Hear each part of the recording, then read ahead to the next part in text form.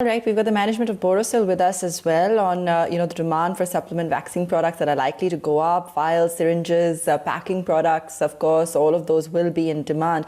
So how do we make the infrastructure smooth in this case? Prashant Amin is with us. Prashant, good to have you join us.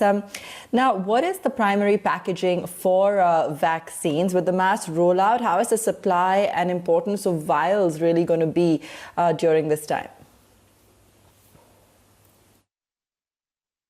Speaking of vials, you did your best in explaining about what vials is. It's basically a primary packaging for any pharmaceutical drugs, So what we do is tubular glass vials. As you see in the market, most of the vaccines right now being tested are in tubular glass vials. So basically, these are made out of tubing. And as you rightly put, the vials require rubber stoppers as accessories along with aluminum seals.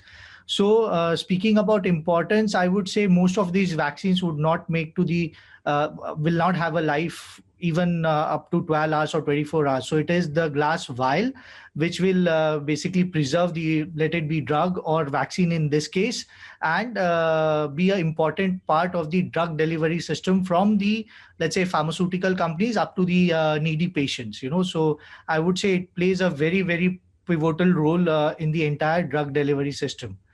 Coming back to the availability of vials, I think let's speak of Borosil Klasspack. I think we are adequately we adequately have installed capacity of over 280 million. Currently, all the customers that we are working with in the vial project have been assured about the required supplies. Some of the companies have shared their forecast with us.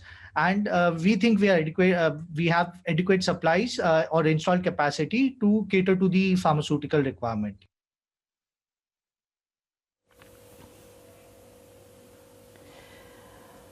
Okay, talks are also on that the government may look to increase the multiple dosage further for a better vaccine rollout. Have you prepared for anything like that? Well, as such, the official numbers are not out yet. It can be single dose, it can be multiple dose. In case of multiple dose, what is it that the government is looking for? So far, let's say there's still a lot of cloud in that region. We are, as I mentioned, we are working with pharmaceutical companies right now. We have signed a few NDAs with them, so I'm not able to share the exact numbers or what are the various projects we are working on. But all I can say, we are working more on the multiple dosage, so definitely it will be more than one dose per vial. How much? There's still studies going on in that region. Could you also talk about the current inventory that you have as per the approval of vaccine that you have and the immediate requirement of vials from domestic players as well as the government? As I said, we have good capacity.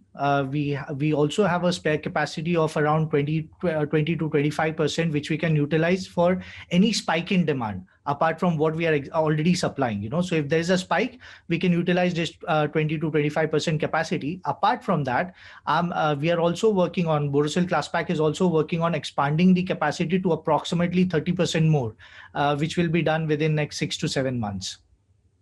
And this should support the pharma companies if there is, let's say, an overnight spike in the requirement. Right. Also wanted to understand if domestic players have already contacted you for more business. Have you seen a surge in demand as people are preparing now for the vaccine rollout? See, as I... both in case of domestic as well as exports, we have been contacted with domestic players. We are already working with certain domestic players. There are certain overseas companies also who have contacted us, who have taken details of our manufacturing facilities and all, and have taken samples from us as well.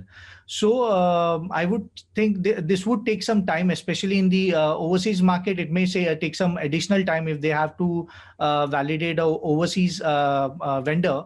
but mostly they look into our infrastructure, what kind of installed capacity we have, what is that we can book to a certain pharmaceutical company, how much we can promise to a particular pharmaceutical company.